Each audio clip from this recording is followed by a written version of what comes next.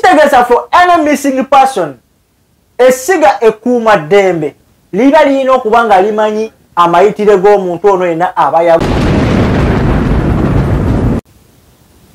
Yes, alright, tubaniriza ku mukutu gwa Kaifash UG the broadcast kutusinzira ogezako okuba nga tukwasaganya ensonga ez'enjawulo ne tugezako okuba nga tuzibunya ebbanga lyonna oba eggwanga lyattu Uganda n'okusaasaanira ebitundu byonna by'owangalira so long as you are a Ugandan in a particular. Kaseera kano mbanyingiddewo Kaifash the alien skin of Dubai, the Bobby Wine of UAE straight out of the exhibit Uganda to the world. Atenga mbagama ndi anule atenga sigamba gambwako nobody gamba ya sambwa straight away. Kale nyongera kubatumira enaje muwangalira manga genjawulo mu seze jawulo n'emirimu kwe muwangalira oba emirimu gye mukola ejenjawulo ntuje baleko era mukola kyamanyi okubanga mugenda maaso n'okutambuza sababu kama Katonda abateeremu obwangu era baweche musinga okwagala yonna gye muwangalira. Nyongera okwebaza okubanga musubscribinga era n'okubongera okubasaba okusubscribinga ku mukutu gwaffe guno omulungi ogwa Kaifash UG tugende maaso n'okubanga tugusa ensonga ez'enjawulo wamu n'ozikwasaganya. Tukkiriza nti Kaifash UG the broadcast ko tusinziira okugezaako okubanga tuwa analysis wamu n'entegeera ey'enjawulo ku bintu eby'enjawulo. Kaseera kano manzi guse Nenga tojukidoera bintu mputu gutekebwamu ensimbi abali biti pala gwe netaga okubanga osiba enviri wetaaga weaves ez'enjawulo gwe n'omukyala atayagala kusiba enviri nenga wetaaga kubanga okozesa weaves zibaawo mu mbeera ez'enjawulo ku price ey'enjawulo ate nga price eri negotiable wamu okola enjala in conjunction with Jordan Classic Nails baba okubanga bakola kenjala gwe n'omugole owetaaga kubanga bakolako mu mbeera ki bewayo kubanga bakutereza omukyala ofana ne bulungi wale okusiwuka bakubireko ku namba yabwe eryawo basangibwa Dubai mu Ariga emabega Lumadina supermarket bekwateko awo bajja kwebakola kate nga bateberabira balina surprise oba kye batuma Lily Beauty surprise oyina baby shower oyina birthday oyina engagement surprise wodako bakutekera birthday buli kimu kyomanyi bewayo kubanga bakwasaganya bekwate bulungi nnyo bajja kuba bakolako mu mbeera ezo era tambula wamu naffe enamba yo gikubeko CEO yenyini ajja kuba akwata bulungi nnyo mutegeeragane ku kikyoba oyagala bakole. Kale tusimbudde Kaifash UG YouTube channel kwetuli era kwetusinzidde okubeera nga tukwasaganya embeera ez'enjawulo. Mu kaseera kano ngenda tandika n'ebigambo bijja kuwomera bamu abalala tebijja bawomera naye nga ngenda kuba njogera nga nsinziira ku biki ebigenda mu maaso mu palamenti yaffe eya Uganda oba mu lukiiko olukulu olutwala eggwanga lyattu Uganda kubanga jjukira amasiga aga gavumenti yakolebwa amasiga 3 omuli executive okutula abakulembeze omukulembeze ow'okuntikko okuliba prime minister wamu n'abaddakawo then kubako ba judiciary wamu ne ba legislature so body ezo zesatu bwe zikwasaganya okuba oba bwe zikwatagana okubanga ziraninga ensi yonna oba ensi yattu Uganda. So ngeza mu lukiiko olukulu olutwala eggwanga lyattu Uganda oba mwe basinzira okubanga balejulatinga ensonga ez'enjawulo oba mwe basinzira okubanga badebatinga ensonga ez'enjawulo eziba zigenda maaso. Emabegako wali twalaba ebyavaayo benagezaako okubanga njogera ebyalika ku mukulu Zaake okubanga yavaayo n'asiiwuka era empisa wamu n'ekinyamatama yatwalibwa of course mu kakiiko aka parliament aka disciplinary committee okubanga akwasaganya ensonga ze naye nga of course twalabakaawo nga omukulu agezaako okubanga akwasaganya omusango ogwo gwe bayita Council Elias Lukwago era nga ye Council wa mwana mulenzi Zaake. So ebya Zaake bikyali awo naye okuza mu lukiiko olukulu twalaba Rope ng'avuddeyo okubanga awa speech ye yagezaako okuba ng'awanga ayogera ku human rights wamu n'ekiwamba abantu ekikutte enkundi mu ggwanga lyattu Uganda. Of course yavaayo n'awa ensonga nyingi nnyo ne tulaba deputy speaker wa parliament omukulu Tayebwa n'avaayo nga agamba baali of course alumiriza of course prime leader of opposition omukulu Mathias Mpuuga Molo Lutuula yali alumiriza nnyo omukulu Maama Nabbanja oba gwe twalise prime minister olw'okuba nti bawamba Kibalama era nga bagamba prime minister yavaayo mu bigambo bye n'ayogera nti alina Kibalama era nga bamusaba abeere nga ashowing up Kibalama mu mbeera eyo. So bagezezako kubanga balwanirira rights z'abantu bangi oba bannayuganda bangi abagambibwa okubanga bawambibwa oba wamu n'okubulizibwawo ng'abantu baabwe nakati mu ssaawa zino babanoonya tebabalabangako kuva mu mwaka ki mwaka 2019-2020 baze bawamba abantu ab'enjawulo naye nga bo ababaka ba opposition bano kyebasinza okuteeka parliament ku nninga parliament esobola okuteeka akazito ku executive oba etereka okuteeka akazito ku siga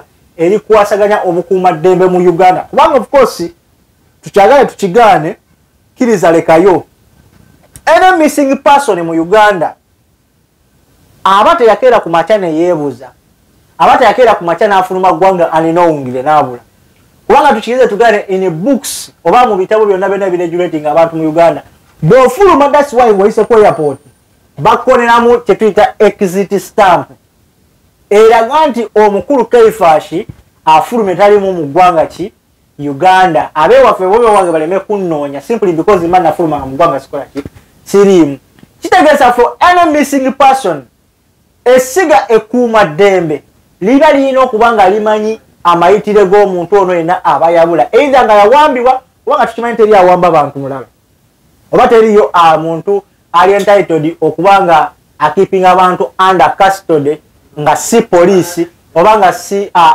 abakuuma ddembe oba abantu abavayo okuba nga bakuuma eddembe mu ggwanga lyattu Uganda so twalabe of course ba MPs aba oludda oluvuganya oba opposition nga bavaayo nga bagamba tebagenda kuddamu kuba oba bavaayo ne bagamba tebagenda kuddamu kuba nga batula olutuula lwonna mpaka nga parliament egezezzaako kuba nga evaayo neteekako akazito kuba prime minister oba ku gavumenti ebeere nga showing up abantu abo be bagamba okuba nga bawamba oba nga babuzibwawo through political affairs so mu mbeera eyo bino byonna byatuuka of course right honorable speaker Anita Among of course yali taliiwo nga yagenda mu maternity leave of course yazaala abalongo era kati kize naalongo naye nga yali taliiwo mu kaseera ako Batolopo yagezako okuba nga ayanja ensonga eyo oba leader of opposition Mathias Mpuuga bakwata oba mukulu Tayebwa deputy spokesperson oba deputy speaker yawa gavumenti ennaku 30 okubanga bavuddeyo boogere ku nsonga leader of opposition yayatadde ku mmeeza okubanga debatingako of course nti ennaku zaggwayo zebagezako okubanga babawa ate nga aba opposition baali bagezako okubanga beesambagga ebintu ebyo ne bafuluma parliament ne bagamba mpaka ng'ennaku z'omwezi ze baba oba ennaku zituuse bajja kudda bagezeko kubanga bagenda maaso n'ensonga eyo nga leader of opposition bwe yali abasuubiza so ekintu ndowooza ekitaasobodde kubanga kituukirira of course twalaba maama Anita Among yakomawo n'amaanyi mangi nnyo n'agamba bawadde entuula 15 singa ne bagezaako kwapiyaringa mu ntuula oba mu house bagenda kubeera nga basuspendingibwa individually buli muntu wakusabumitingayo letter n'abo abalina obukiiko bwe basabumitingako oba bwe bagezaako kuba nga batuulako obwa parliament yagambye bagenda kuba nga bawummuzibwa era n'agamba n'abo bennyininyini abajja ne bakulookinga in bali mu system ne balaga nti bazze mu ntuula mwe bali ng'ate mu house tebaliimu amannya agamanyi era agenda kuba nga abapublishinga mu mpapula z'amawulire bagezeeko kuba nga babamanya naye of course kino kyonna kiva ku ki abasajja baleeta issue ku floor of the parliament of which it's a national issue of which nti mmwe mwekennyininyini mmwe mulina okuteeka akazito kuba executive basobole okuba nga bawa directive orders basobole okuba nga bajjayo abantu bano babateeke out because abantu bano bafamile zino zonna ezikawa all over Uganda muyinza okugamba nti bantu ki bebogerako nti baba mu position bokka basubscribinga ku kibiina kya Nuupu no you may find out ng'omuntu gwe bawambira omwana oba omusajja yenna yabuzibwawo ate ng'ate yali abelonginga ku kibiina kya NRM tuleme kuturninga this into a political issues or into a political party issues no we turn this into a national issue nti buli omu ekola ki emukwatako so family zino kyezisaba oba n'ab'ekibiina ky'opposition nga ba member of parliament aba opposition kyebasaba kiri ekintu kimu gavumenti eveeyo ejjeyo abantu bano nga bwe bagamba kale nti amannya ge basayininga mu human rights oba ge baawaayo bo nga bolisiti gye bayina baba asembule if it is needs that to be brought them to court nga dala kitufu wetagibwa okuba nga baleetebwa mu court babaleete babassembulinge babasalire at least omuntu ali abeere comfortable nga amanyi nti muntu wange bamukwata ku nsonga bweti ne bweti omusango ne gumusinga ne bamutaka ku alimanda ebuzira oba ali kigo oba ali luddawa of which government has failed to do.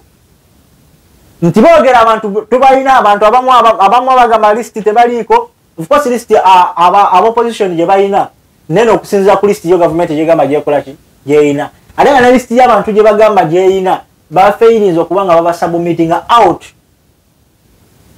eri abantu basobola okuba nga bamanya abantu abo gye bakola ki gye bali kyekyo ekyaviiriddeko ababaka okuba nga baboycottinga entula zonna ezigenda maaso mu parliament.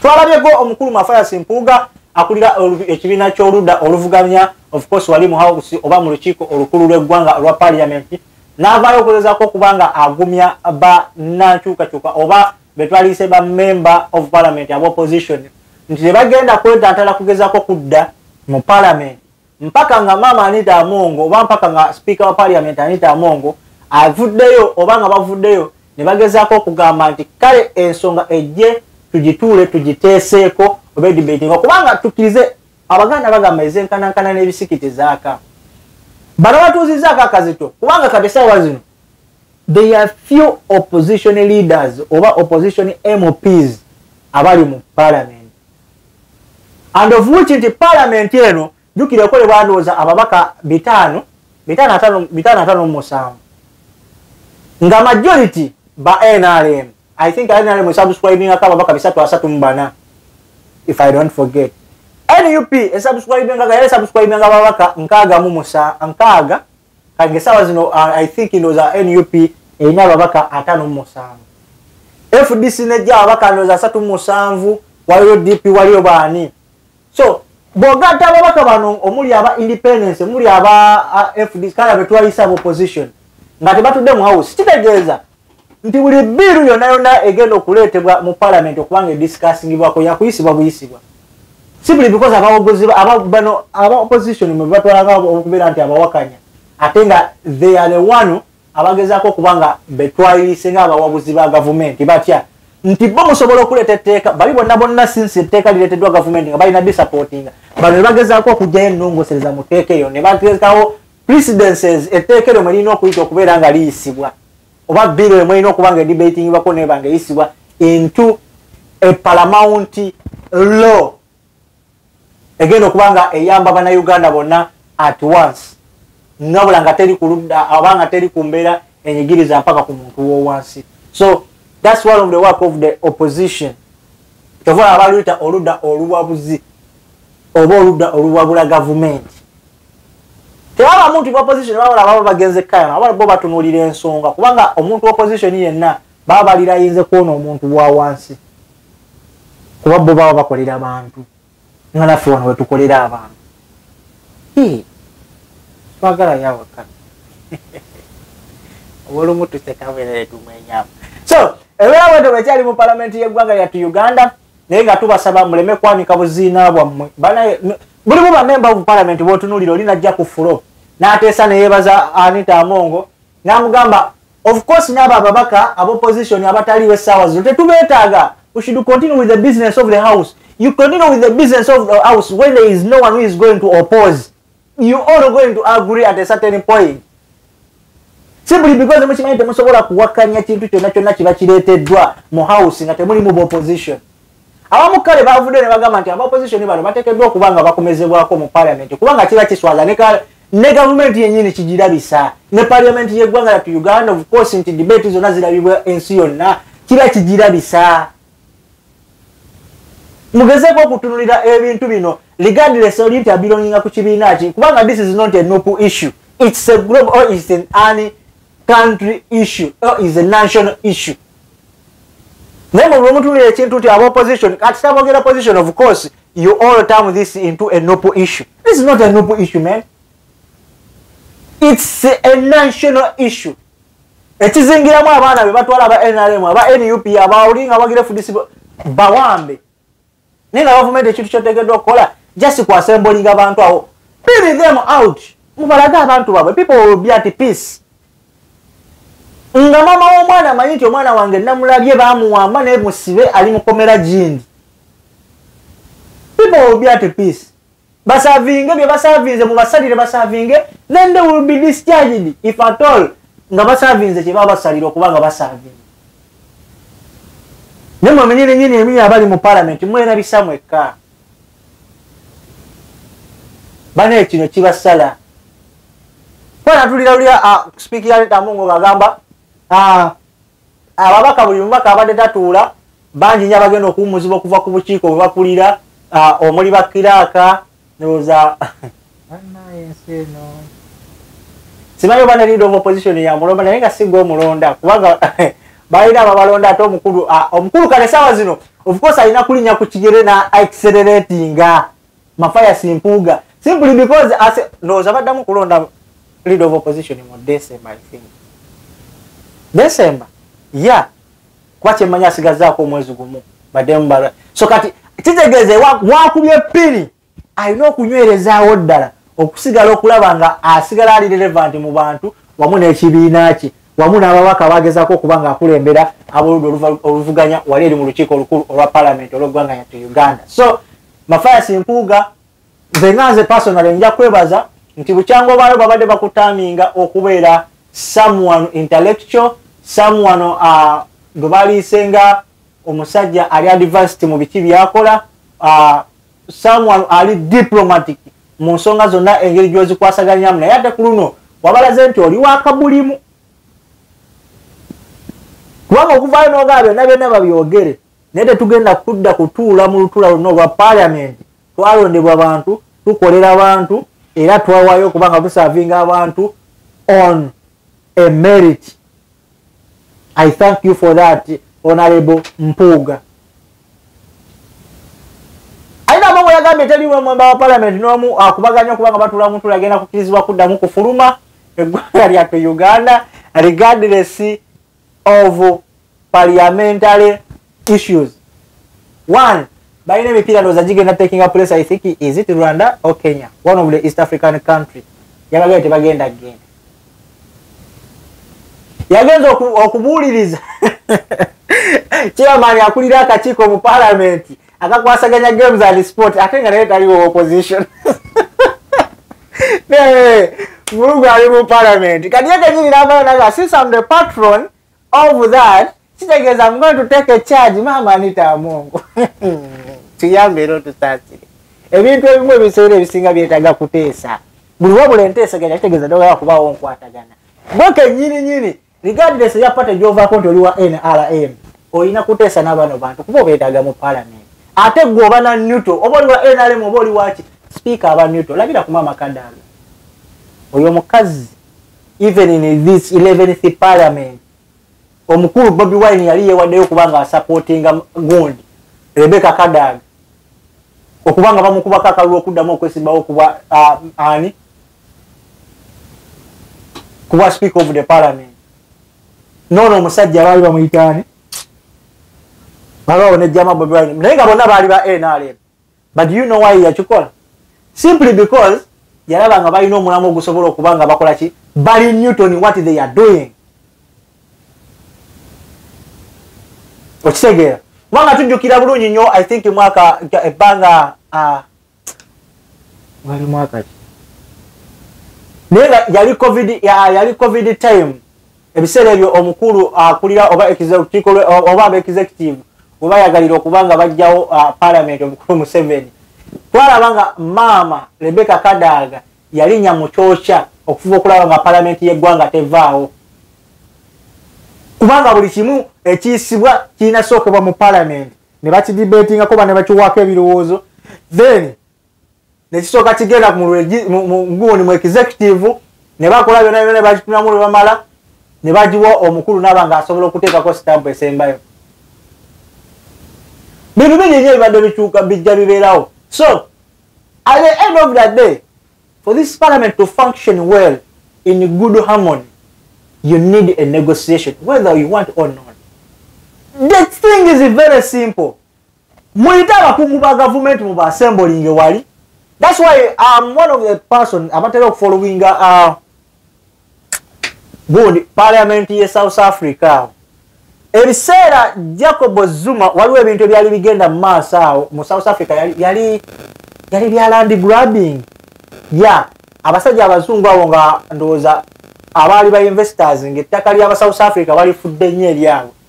Baatuuza omukulembeze w'eggwanga mu kaguli wali ng'aba opposition abaali bakuli ba Julius Malema bootya omukulembeze w'eggwanga ebibuuzo annyonnyole ensi lwaki ba investor bagwira beefuza eggwanga lyattu lya South Africa n'okubeera nga batwala ebintu by'aba South Africa bannansi nga bayisibwa nga batali bannansi. Omukulembeze nga yali wali eri mu parliament bamusoyasoya bibuuzo ekitali mu Uganda nti mutya n'okwasembulinga abo abakungu ba gavumenti ba prime minister ba minister ab'enjawulo ba minister of defense and bikoze bitya bakwasaganya ebitongole ebikuuma ddembe ne mulina okwasembulinga wali babuzibwa akanana akataano lwaki tebasembulinga abantu abo bye bawamba be baatwala. Buli muntu buli famire ya muntu mu Uganda nesobola okubanga emanya nti omwana wange bamukwatira kino na kino bamusibira mu kkomera ly'ejjiini. Omuntu omuzadde nga maama wange n'abeera contented nti omwana wange ntegedde gyali wabula teyabula. Oba baafa muveyo mu asembulinga lisiti y'abaana mugambe nti okusinziira ku mbeera bweti ne bweti omuwendo gw'abantu bwe bati baafa mu mwaka bwe buti ne baziikibwa naye ngumbagumba z'abantu oba malaalo geegano. People will be at peace. Leero sobola kungamba nti abantu baabula. They belong to Uganda. They have national IDs. Kitegeeza babalibwa mu consensus mugundi mu population basayiningibwa out eya Uganda. Naye ng'ogamba abantu babula wabula nga mulemereddwa okuba nga mwasembuli for how many years people have been demanding for their lost people. Families have been demanding abantu babababula. Naye nga mulemereddwa okuba putting out. So how do you expect these people to react? I salute you all opposition leaders abaganya okudda mu ntuula zino. Kuluna mulaze solidarity nti what you doing really mukikola lwa kwagala era mukolera abantu. Katusuubira nti abamu kumwe temukikola lwa bandi wagoni and temukikola in the target of 2026 elections. Kubanga abasinga tubataddeko amaaso tubalaba be twabasindika okukola ebisinga bibalemi. Mulidde omugaati fine and okay. Waliwo awasinga okunyezaawo wa NUP naye agamba ya abiroyinga ku kisinde kya MK movement. Okusanga mu parliament y'eggwanga Uganda n'abakulembeze bati. Naye byonna mubikole ensi ebataddeko amaaso ate abantu tebeerabira. Kyenkola munnange saagala bakinkole. Leero musobola okuba nga mulina families n'abantu bangi be mugezaako okuba nga mutokyalinga psychologically, physically.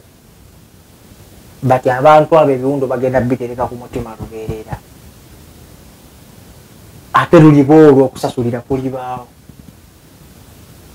In all ways and in all means. Sekyo mubeereewo nga mukimanyi. Bantu bangi bakaali. Nze ntunuulidde abantu abakazi bamaama bajjajja abakaaba. Maama n'avaayo n'agamba omwana wange yali buli kimu yampa emmere yampa kino yampa kiri. Omwana wange yawambibwa myaka 2 ndi mu kudaaga. Mmwe ne mutafuna kisa mmwe mwenna abawamba abantu nga nammwe mulina famire mulina bamaama mulina bataata mulina ab'eŋŋanda muzadde n'abaana abamu ku mmwe. Wabula gwe n'otafuna kisa kubanga otwala omwana wa muno n'okumutulugunya. Ebintu ebimu bannaye waliwo embeera gye tuteekeddwa okuba nga twebereramu. So nja kwebaza nnyo bonna abakulembeze ab'opposition abavuddeyo okuba nga bagezaako okuba nga balwanirira human rights violation mu Uganda. Congratulations kwekyo nakweyembeera nekyemukwasaganya. Temujjanga okwo musigale nga mukolera abantu. Wadde bagamba democracy atakyakola mu Uganda, but I believe it's always people abakola government. Era buli tteeka eririwo eribalifuga oba eribalitwala abantu liba lyakolebwa abantu. Teriyo mateeka gavukuleka ag'amadiini gava mu ggulu ne gajja ne gatonyamu kati gano ge mateeka gagenda okuregulatinga enfuga ya Uganda. No. They sit nga bona ba parliament bwetuula ne baproposing a bill, then they turn that bill after kugiyisa into a law. Kyovola amateeka agamu balaba nga galimu okunyigiriza That's when they bring that take back ne balikolamu amendments ne balabanga bajjamu obukwakulizo obanga bakendeezaako ku ebyo bye bagamba nti binyigiriza. So tugezeeko okutambula wamu n'okuyiga wamu n'embeera ey'enjawulo naye ng'ebiri mu palamenti ya Uganda ababaka abamu obukoosi bajjaganya okubanga opposition tebaliimu kubanga abamu bagamba balamalako emirembe naye nga ate okubamalako ebiyembe bingi byemufunamu bingi byemuyiga bayinya abajja okutuula obutuuzi okuwoomya entebe abasajja bakulu n'obasanga muli nga asumagidde ali ati nga sipiika n'amalamu nti memba mu palamenti ow'obukediyagera tubadde ku kimpozi nga tebamanyi mwabaelectinga mu position yazzi kujja kujjuza mwendo namba mu parliament naye they are doing nothing. They are just a puppet figure without any political will. Nembu na umwa bapointing na mbateka mu position mbajja bakakora. Sigena kubanga asuka wa masigadeze Kaifash Uganda straight out and exhibit Uganda to the world. Atenga ndi ku Kaifash the broadcast sijja kuvaawo ate ebirungi binnyo bitajja. Nemukasera kano akumata 10 ampere. Tusigade tekebwamu omusimbi abalire beauty parlor. Tewelabira kubanga bakonako ku namba yawe eryawo wansi. Bagenda kuba bakolako bulungi nnyo mu mbeera ez'enjawulo. Kale tujja kuba tubaddira mu kaseera akalala n'olundi sigala kubanga asuka wano akumata 10 ampere. Assalamu alaikum warahmatullahi wabarakatuh.